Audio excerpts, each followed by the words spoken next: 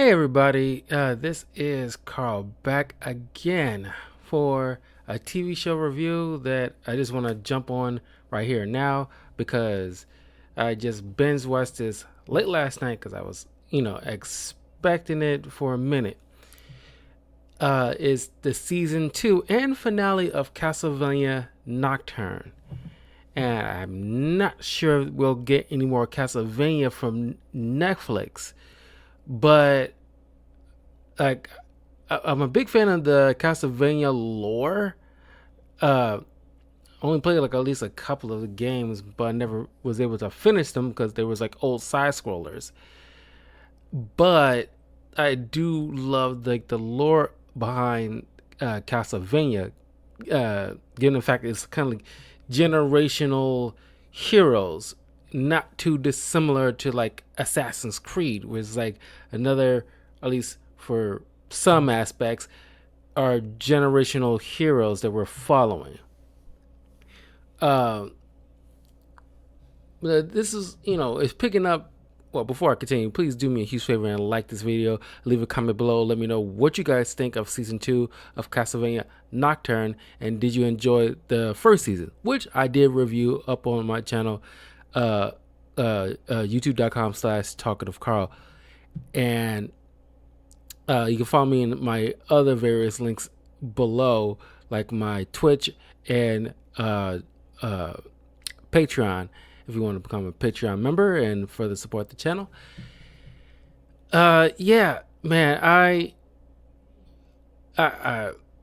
it's been like a few years since the last one. It did take enough time, but well deserved because the animation style is spectacular, especially when they get in those dynamic fights and like they want to make sure they go all out. So where it picks up, because during the era of the French Revolution, it picks up where Alucard shows up to help out. Uh, uh, Crap. You want to call him Hector, but that's not his freaking name. The new uh Castlevania guy, the new Belmont of this era.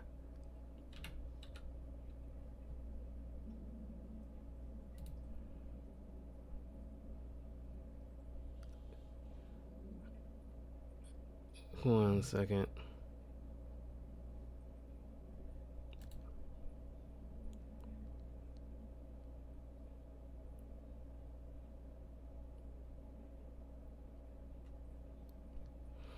Uh, oh yeah, Richter Belmont. So it's set in 1792 during the French Revolution, like I mentioned. So now, because Richter had an incredible arc in the last season where he was pretty much like shut off himself from his magical origins, considering that he's a descendant 9 generations deep at this point, uh, according to Alucard. It's been like 300 years since the events of the last, Castlevania stuff. Uh, so 9 generations deep since uh, since the Belmont that he knew, uh, along with his girl, and they had children, and since she was a bit of a I forgot what you call those, but like basically mages. So those, both those, the Alucard blood, I mean the Belmont bloodline, and that mystical side from that the priest type thing. I forgot the particular label is called. I can just look it up right here. I don't know why I'm sitting there. I have to fumble like that. Um,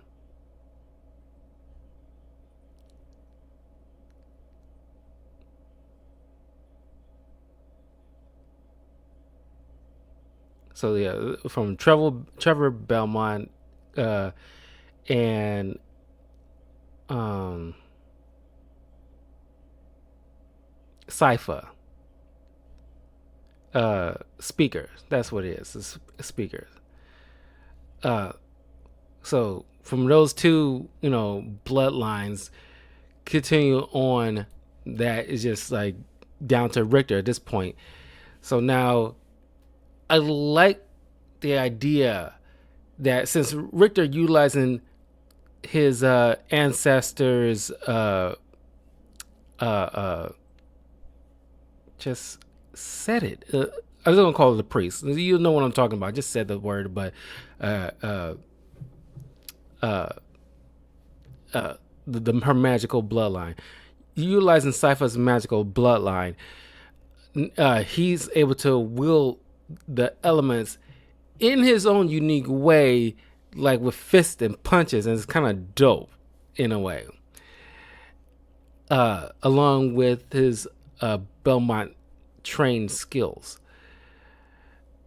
So, because he was kind of cut off from that in season 1 because he was, he had this traumatic event watching his mother die at the hands of the Hispanic vampire.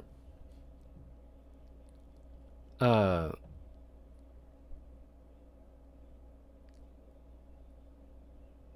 uh,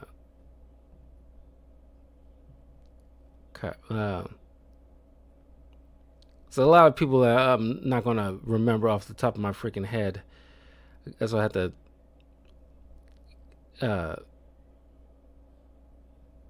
had the things pop Ulrix. So, the Aztec vampire who killed Richter's mom but spared him. So, because of that traumatic event, he has to get over that hump, which eventually he does thanks to his uncle, another Belmont.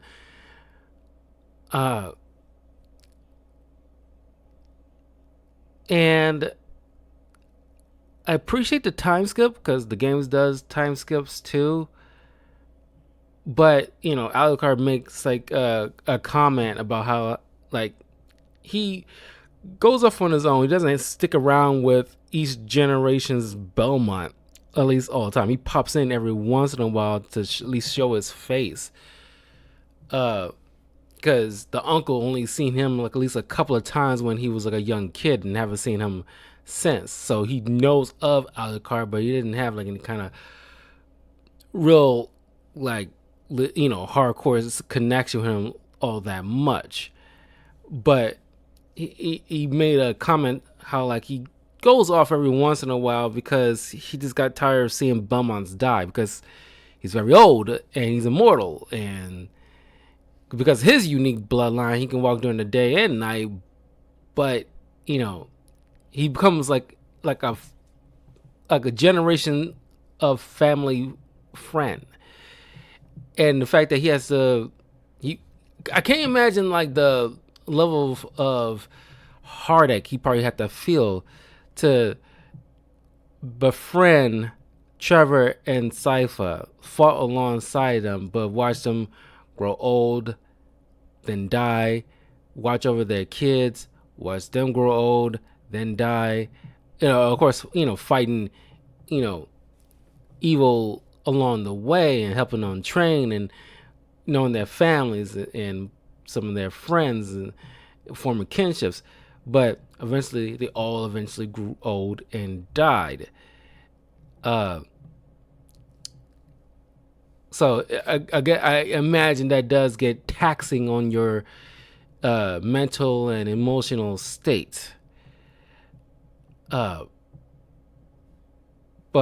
he shows up and helping Richter, who's now in tune with both his bloodlines in order to fight off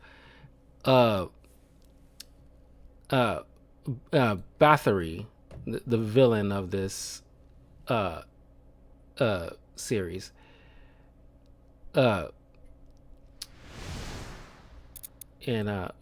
Thanks for the follow, Lionspeak. Crap. Like I said, I gotta pull up these names of these characters because they don't stick. Because I'm not good with names like all that much. So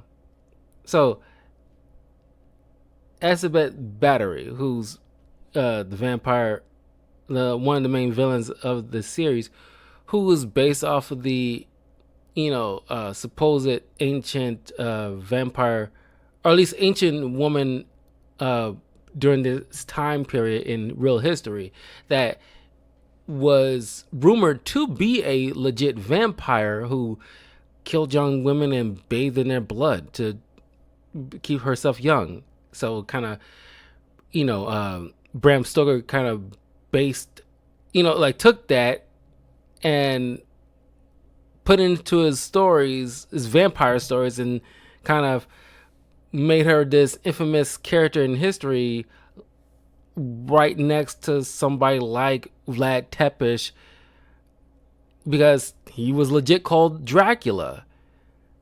And during his atrocities, all that what Bram Stoker did kind of really elevated like the whole myth of vampires.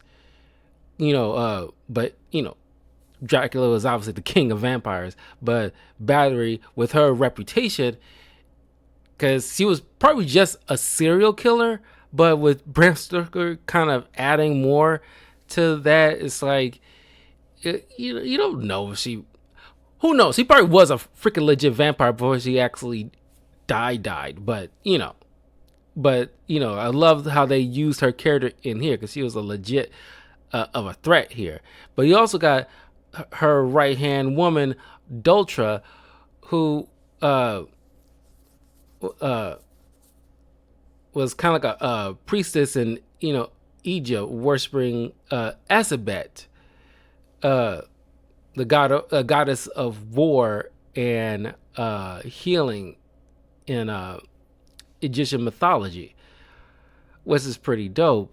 But man, that character in her own right got so popular, especially with the ladies. There's so many black girls are cosplaying as this girl.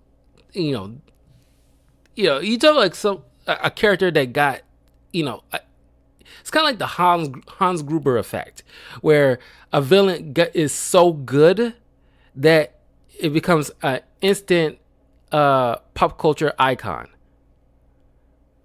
It is like the way that the actress who plays her does the line delivery and the character designs. It looks spectacular. She eventually kind of gonna be hopping all over the place, so bear with me. She eventually gets brought back thanks to the Forge Master, who's the father of the young girl of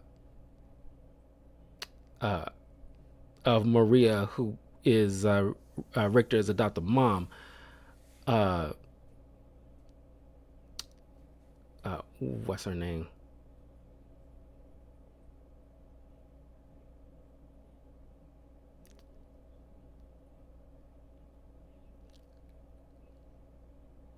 Oh no, it's Maria. Tara is the adopted mother. Maria, who in the game, from what I recall, only like control little birds and some animals.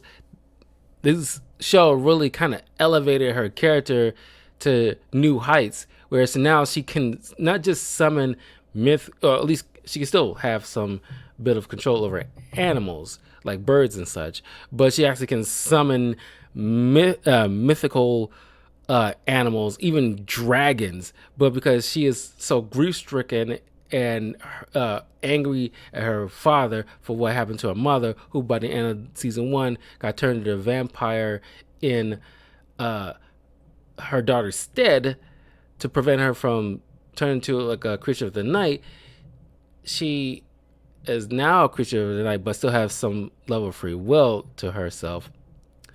So she's just all out angry and grief stricken. So her powers for a while is like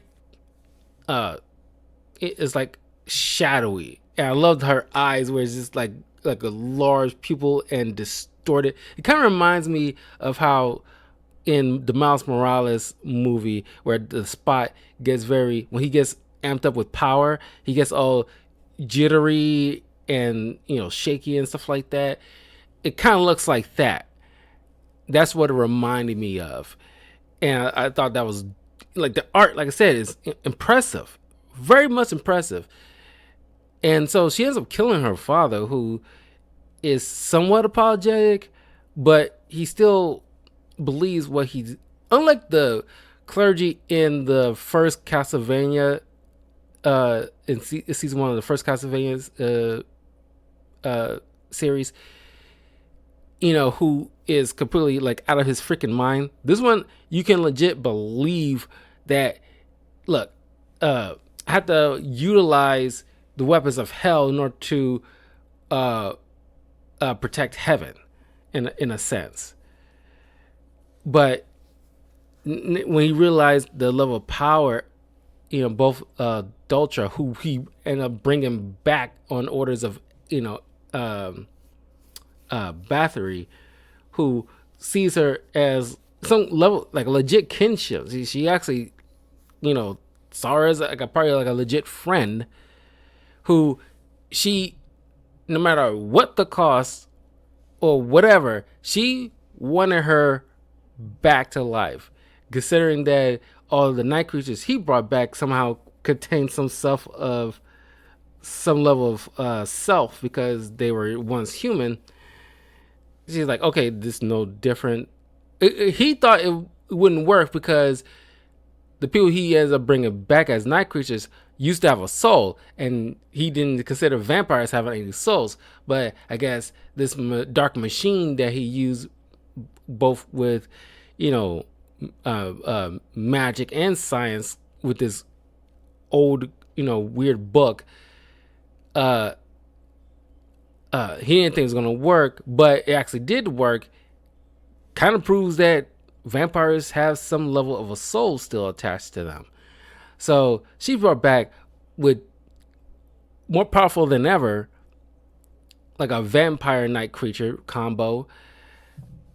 And so now she's able to, thanks to her night creature ability, she can actually walk during the day, making her more of a threat. So her father, Maria's father, dies thanks to her summoning a dragon, but she has no control over it because she's just so grief stricken and angry and just out of touch. But thanks to Richter's uncle, kind of get some sense into her a bit. But you see Maria's mom, who's a vampire, still loves her daughter, but tries to have her control her abilities. But it's the a Belmont uncle. What's his name?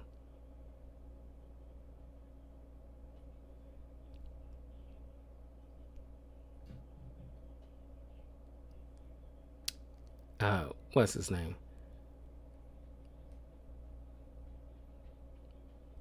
Juiced Belmont.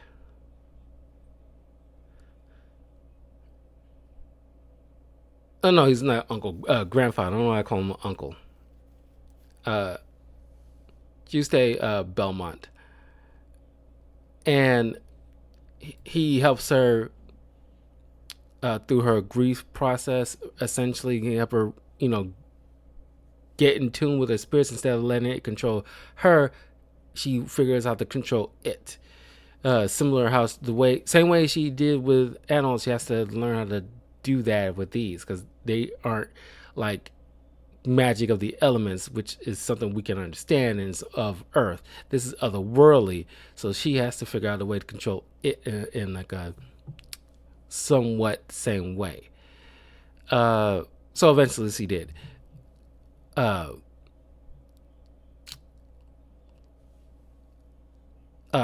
So then we go with which soon to be Richter's girlfriend, the French Caribbean girl, Annette, who in the game was a white girl, but they made some, you know, race swapping here. But I think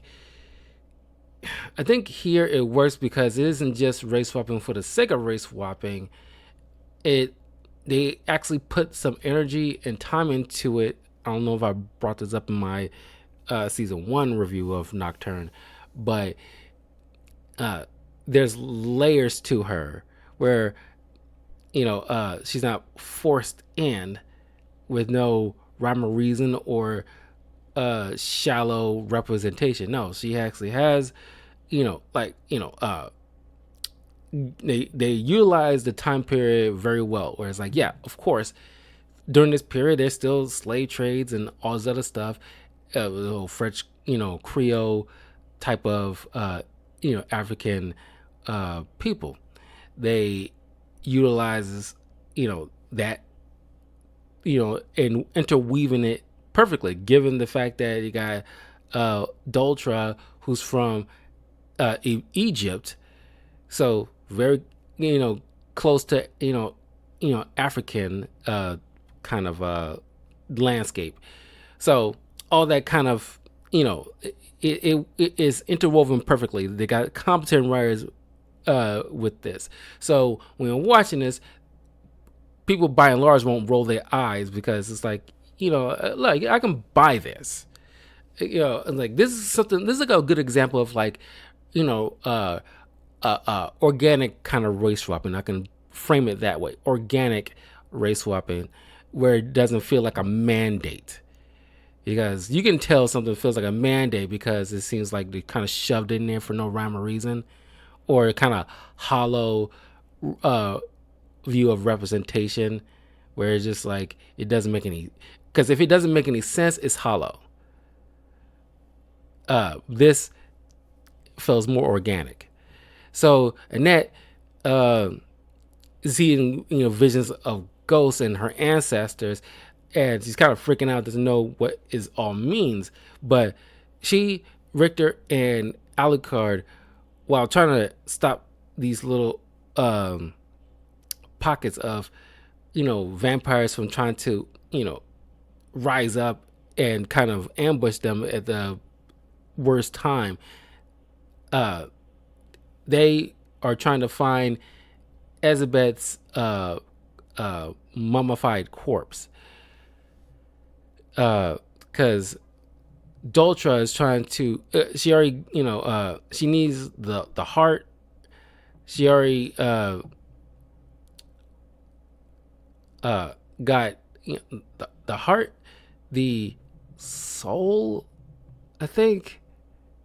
But then there's the Ankh. There's 3 pieces that they need to make this God whole again on Earth, because she is such a zealot, where she wants, because we see how she becomes a vampire. A vampire kind of attacked her place of where she was worshiping this deity, and all the people there and are going to slaughter, but she managed to survive, kills the creature, drinks its blood, thinking like, okay, I need the power, because she felt weak and she wants to be able to serve her goddess better. So she turned to a vampire and went on this kind of mission to find like a proper host for her deity. And that's when eventually, years later, she finds out about Bathory, figures she's strong enough to be the vessel, which technically she is.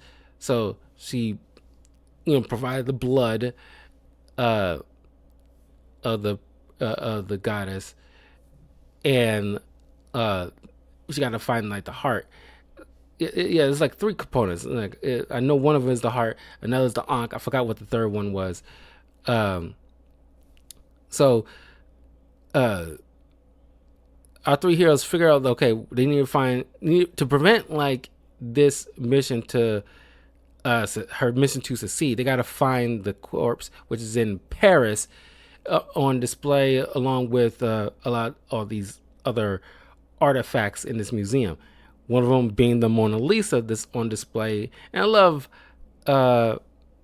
Alucard's comment about the person that Leonardo da Vinci painted, and his offhanded comment about how he was kind of smitten with her and all this other stuff. It was kind of fun. It's like, yeah, like Alucard, would have probably met Leonardo da Vinci, and like you just want to hear his stories about like the famous and infamous people he probably met along the way through his travels. As a matter of fact, I brought up about him getting tired of seeing Belmonts die. I would love to have seen, like, I don't know, kind of like the whole Tales of the Jedi kind of little mini stories.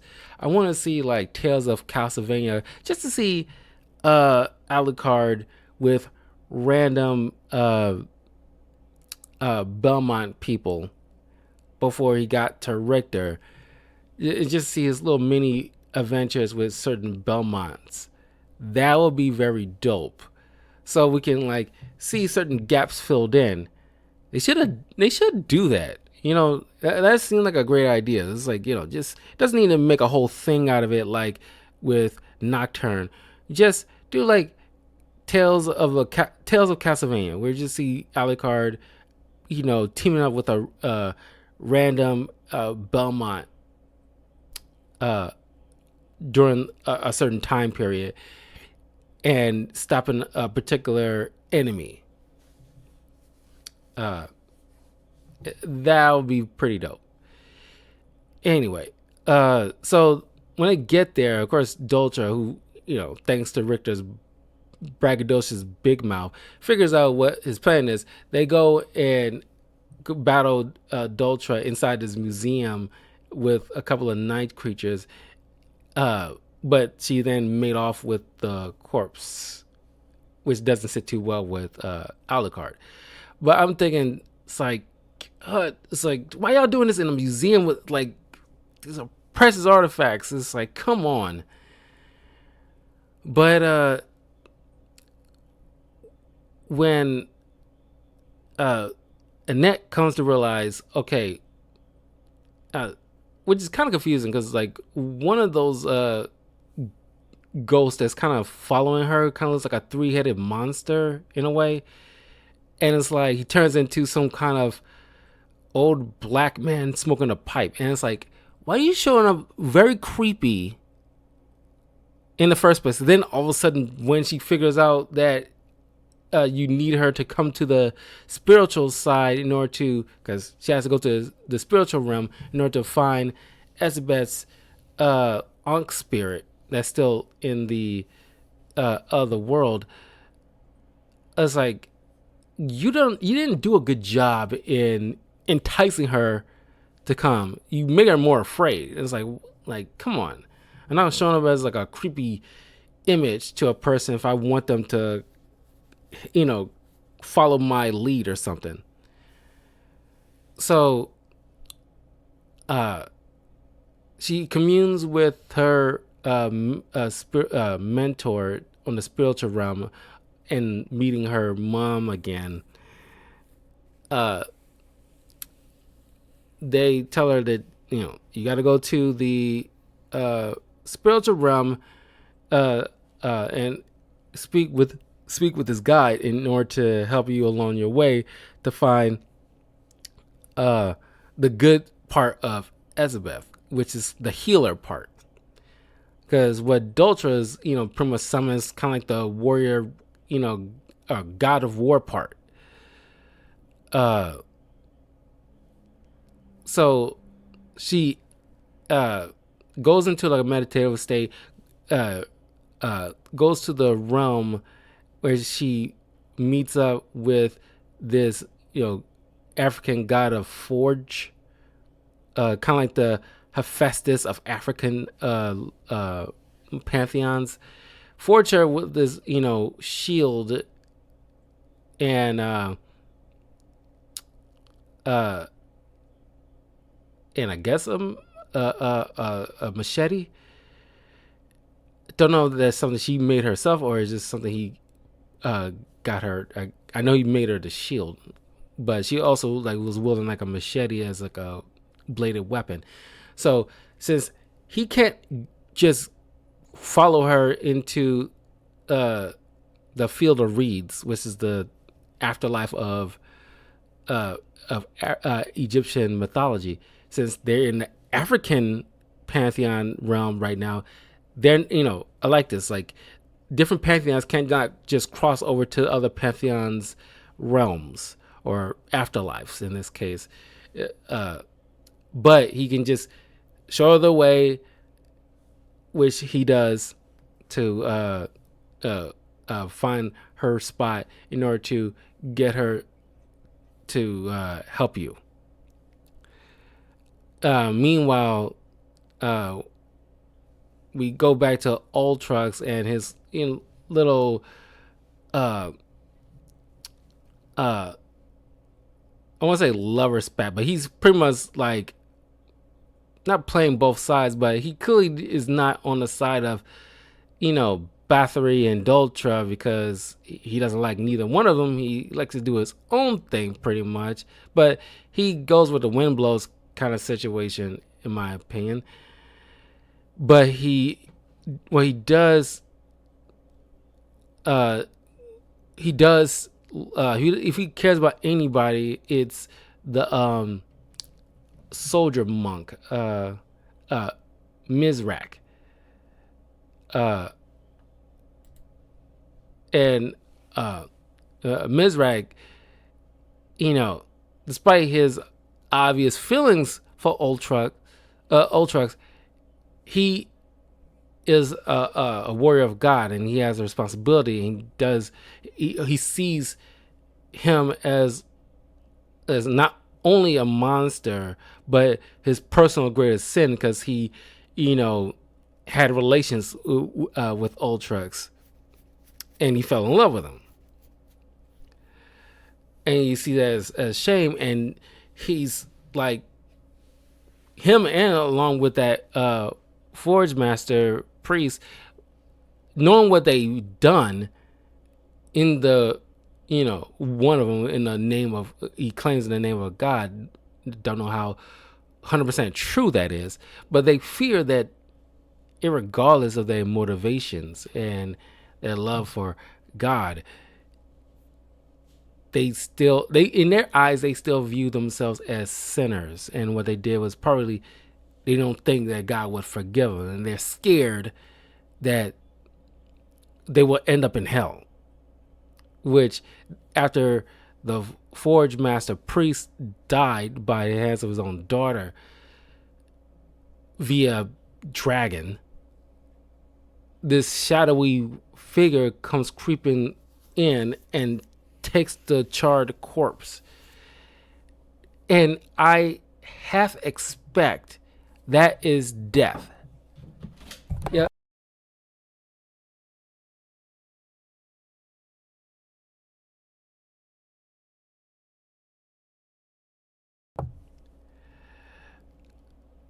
I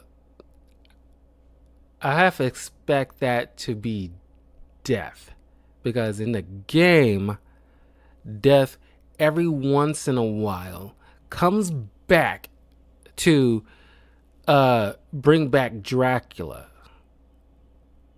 because it's kind of like, well, in the game he's kind of like his right hand man, but in the show he has his own motivations because he just wants more carnage, and so he can reap more souls. That is what I suspect.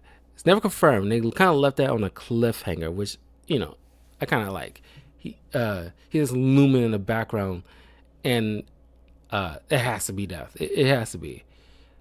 But why is he showing himself to people? Instead of just taking it? No pun intended. Um.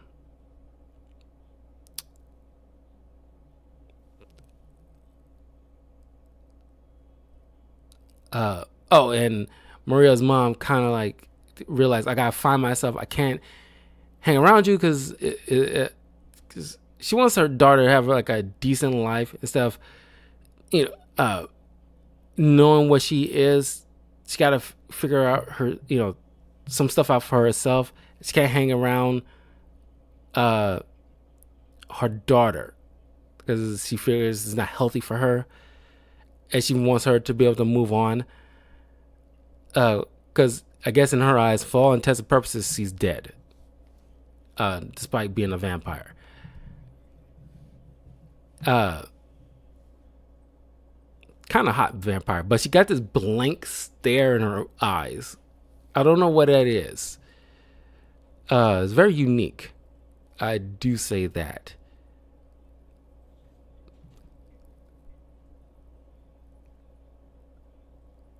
What else? What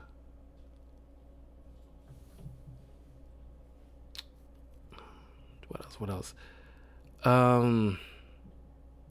So, Ulrich, decides he's going to just kind of abandon, the whole entire thing. He just want to leave back to the new world. He figures they'll know he'll betray them by leaving, but he doesn't care. Like, he knows he's got, he goes to New World, he can have plenty of places to hide or whatever.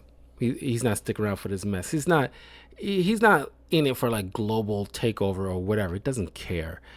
He doesn't care about anything but his boyfriend.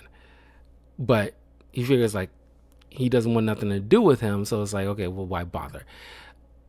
But while Annette is in the afterlife, she come across the healer side of Elizabeth and explains what her follower was doing and all the trouble she caused, and she needs her help.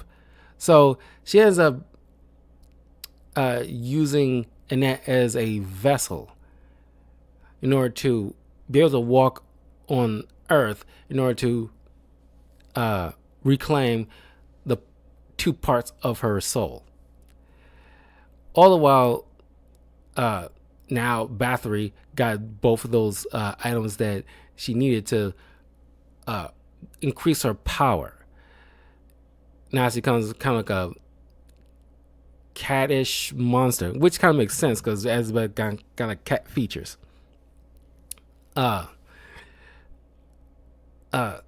Alucard, communes with, these French politicians to, gather their forces in order to fight back these night creatures. Which is kind of, during this point, I was kind of like amazing. Man, wait, can you imagine I guess it's kind of like the shock or all of the change in technology has been for Alucard. But can you imagine where during this time with Trevor, they probably wouldn't have conceived something like cannonballs and muskets. But he's, pretty much leading the charge, in order to take down these things. That's when him and Dulce has this like epic little one-on-one fight. While that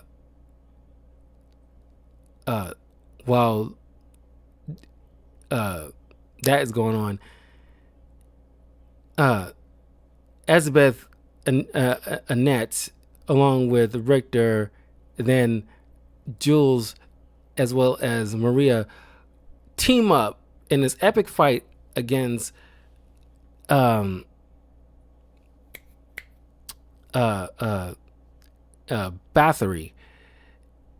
And it's like kind of dope. Just all these like these cool light show type of things going on, and like the choreography and everything like that, things spinning around so you can see like in a 360 spin of all these different characters utilizing their different combat skills in order to take down this monster.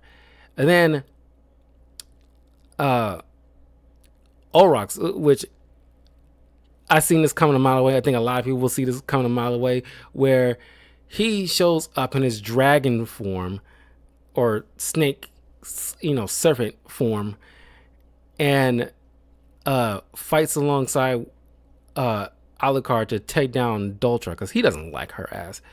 But then while Mixrax is fighting off other vampire underlings, one gets a lucky shot in and stabs him in the abdomen.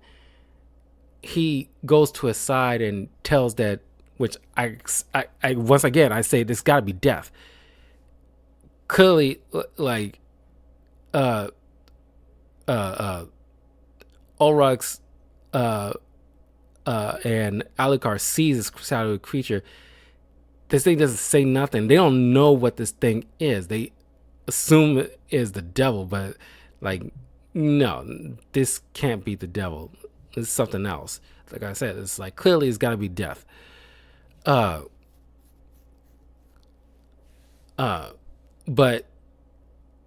it doesn't claim Mithrax, wherever it is.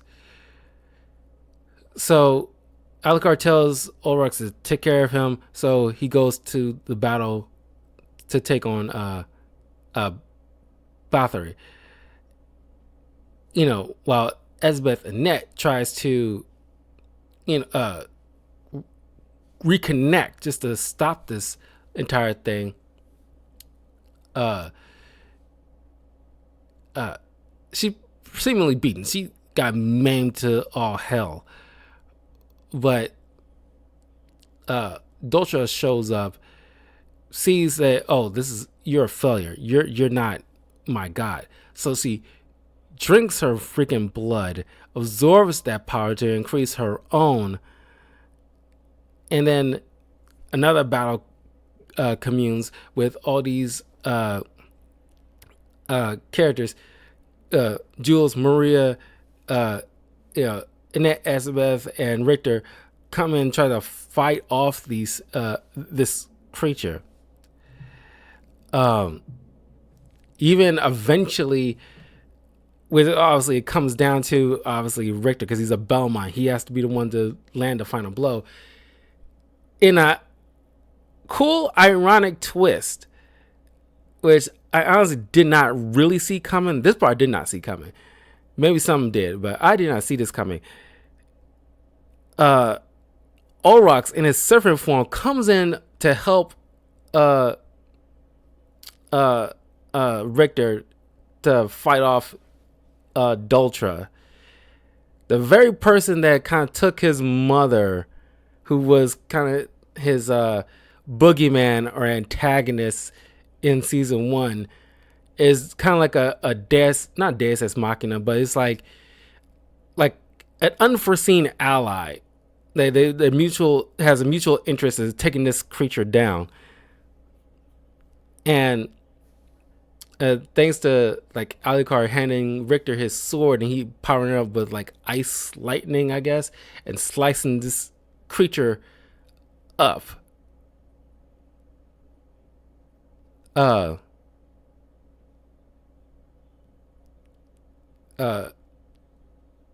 this is and there was like a line of dialogue between Richter and Ulrich didn't reply, but it's kind of like a mutual understanding where Richter tells him that I will kill you one day, but today's is not the day. So he kind of like, as thanks, and mostly because I think he's just tired at this point, he don't have nothing left in him. It's like, go off, like as thanks, I just won't come after you, at least not today. One day I will, but as thanks, just go. And so he just disappears in a cloud of smoke. And then there's a line of dialogue between Azabeth's good side towards her former priestess, or at least her greatest worshiper, she says like, I did this off you. I wanted to bring you back. And Azabeth was telling her, it's kind of like a cool moment in my opinion. Whereas, can you imagine? It's like all the atrocities people do in the name of like their God or Jesus or whatever like that, and it has to take that literal deity to come face to face with these people and tell them to their face, like as we're just doing right now to Doltra. It's like you brought blood on my name. You brought havoc, and you brought demons and night creatures and vampires in my temple. You brought them these evil things in my domain. No, I'm not excited about this. This doesn't make me happy. You brought shame to my name. And this brings tears to her eyes. It's like, I did this all for you. I wanted to bring you back to the world. It's like yeah, she's like a warped zealot.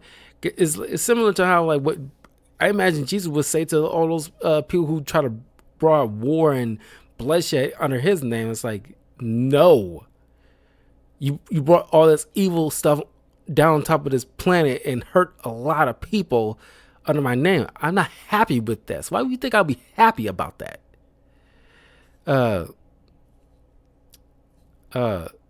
So they destroyed Doltra finally for good, and Annette wakes up eventually because clearly Annette and Richter will eventually come together and have like an offspring. So of course their love, which is not quick, but it's just like, personally, I feel it wasn't like built up. It's hard to say. It's like they built it up, but there was still like maybe like a step or two they need to take in order to make me feel like it was earned. And it seems like it's like, okay, we have to put these guys together because that's part of the lore of the games. But they seem like they kind of they didn't tie that this built up of a relationship in a nice bow. They got a box, but they didn't put a ribbon on it. That's how it feels. Like it doesn't feel like a proper present. And this whole thing with that Amon, the opera singer night creature guy, it's like, if there's any weak link, he is the weak link in my opinion. I honestly do not care about that guy. He's just there to show that night creatures can have a soul and they're more than just beasts, mindless beasts or whatever, I guess.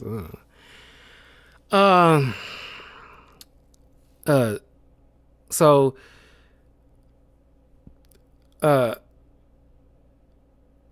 Ulrux eventually turned his lover into a vampire so they can spend eternity together.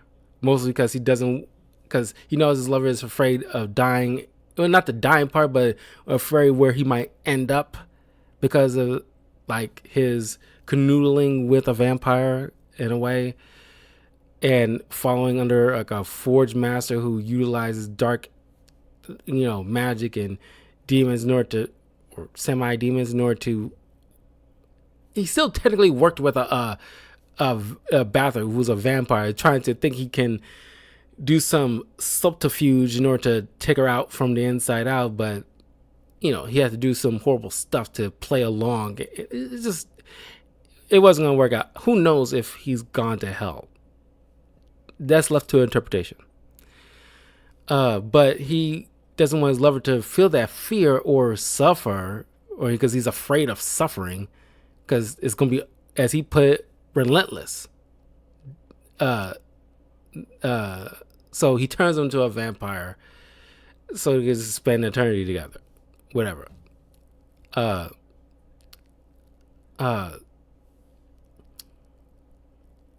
Maria decides it's still like a war going on, or at least there's still wars to be fought, battles to be fought in France.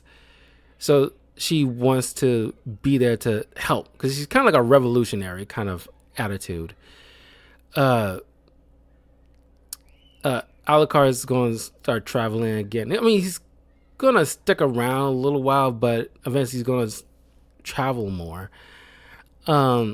Richter and Annette goes off to the New World with Amon to, because help liberate enslaved people. That's their new goal. So I guess Richter probably won't deal with Ulrux anytime soon. Who knows? Ulrux is kind of like what Hector and uh, those other forged guys in the first Castlevania, Hector and Isaac. It's kind of like Hector and Isaac. It's like, who knows what happened? They probably just lived their lives. You don't really need to think too much about what that was going on after this whole entire adventure. So Annette and Richter, have sex. Of course, eventually gonna have a kid, and the bloodline continues. But that is pretty much Nocturne. Pretty good. I mean, it's a pretty good series. I doubt Netflix will continue on. It's never. Who knows if they have any plans on doing another time skip and following another Belmont, because it's like 9 generations deep from Trevor to Richter. So are they going to do another 9 generations deep? Because I don't know. It's like, because this is like 1792, and the other one's kind of like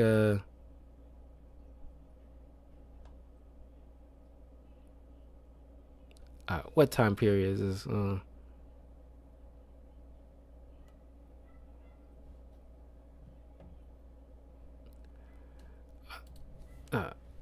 on, let me look this up.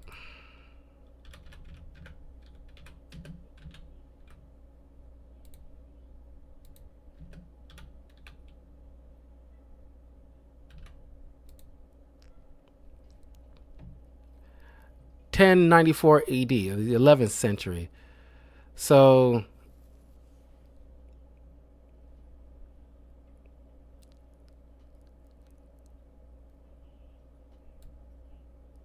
uh,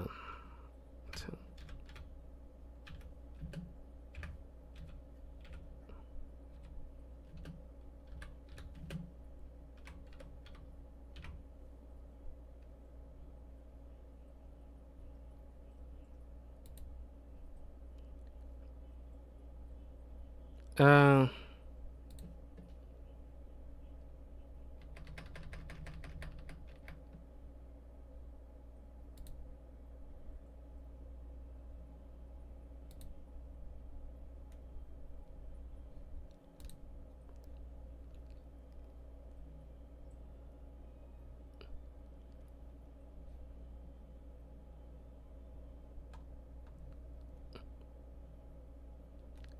what is this?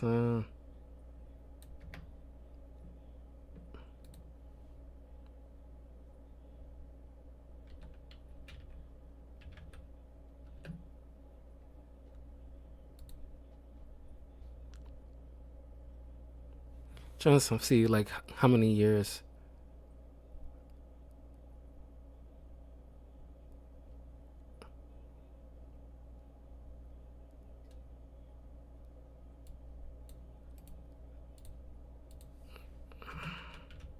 How many years between?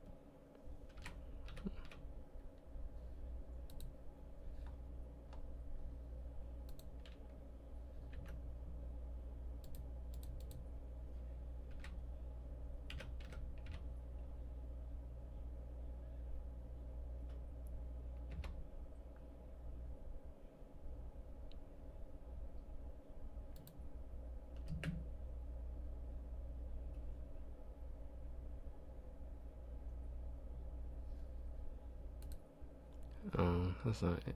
I don't know. It's trying to figure out.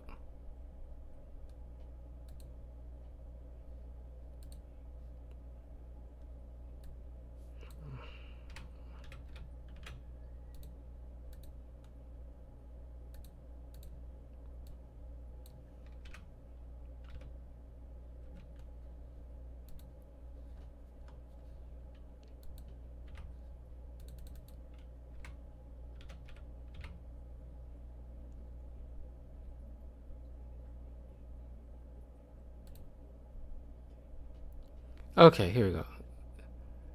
1094 to 1792 is 698 years. That is going off of from like January. I'm putting January 1st of both years just to even it out. So nearly 700 years in between that time. So yeah, 700 years, like nearly. So, don't know if they need to do another, because you can't do another 700 years, because then you'll be in 2,400 something odd year. Then that's way far in the future. I was like, no. Yeah, you gotta do random time skips. That's why I did all this, because I'm trying to see like what's the random time skips. Are they?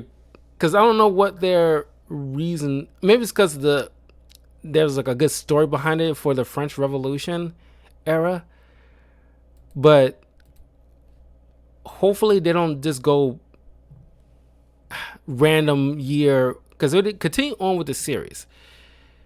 Of course, they got to continue for period, in the future, but don't do crazy amount of time skips.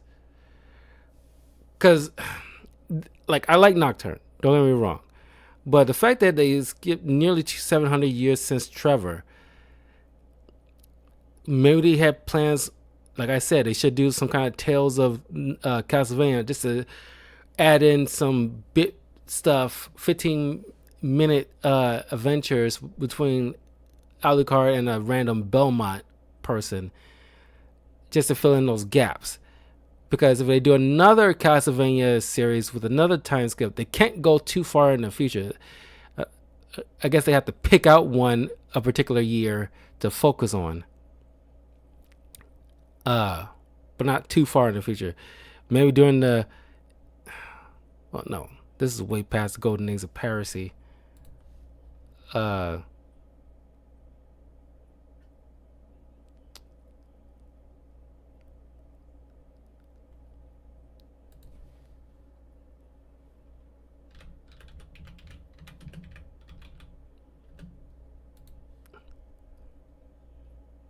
Yeah. This is well after. This is like a little bit, like at least 20. No, not 20. It's like at least 60 years after the whole golden age of piracy has long since been dealt with. So they can't go with that. So they will have to go somewhere during the Civil War. I think that is like enough of a timeline. Whatever Belmont that was around during the peak of the Civil War era. That has to be like the different enough of a time scale where Richter and Annette has long since passed, and we focus on like a couple of generations after them of Belmont. I don't know. I'm just spitballing here. But I don't know. There's no clue whether or not they'll continue on with the series. I think this is like a complete. But anyway, I kind of meandered long enough. I will see you guys in a little bit for some reaction videos. And then later on, playing some more games. So I will see you all soon. Take care. And let me know what you guys think of Nocturne. And what Belmont do you think they should focus on if they decide to continue on with the series? And I will see you all soon. Peace.